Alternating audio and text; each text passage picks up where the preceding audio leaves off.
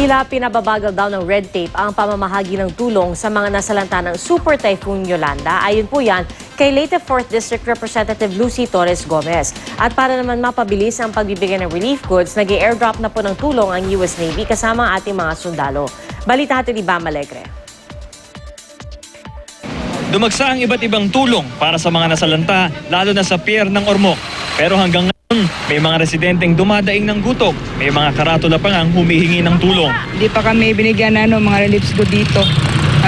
Nagugutom na yung mga tao dito. Wala pa kami nakuha ng relief goods.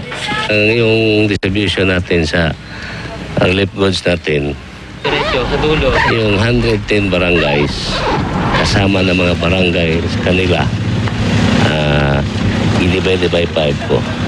Wala akong ini-stock na relief goods sa City Hall. Bawal ko yan. Pero ayon kay 4th District Ormoc Representative Lucy Torres Gomez, tila may red tape daw sa proseso kaya hindi pa raw nabibigyan lahat ng 110 barangays ng Ormoc. So ang nangyayari, kung sino yung napagbigyan, pipiliin rin niya kung sino yung bibigyan muna niya. Kakampi muna or kaalyado muna, may mga nagrereklamo pa rin ng mga barangay. So it's really a logistics problem. Lahat-lahat ng mga barangay nabigyan natin.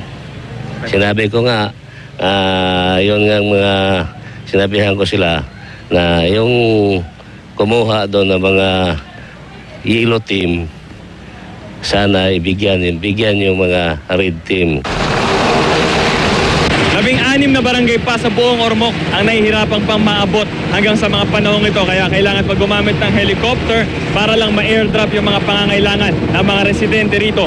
Ayon sa US Navy at ating militar, sa airdropping, mas mabilis na naihahatid ang relief goods sa halip na ipadala gamit ang mga barko o mga truck.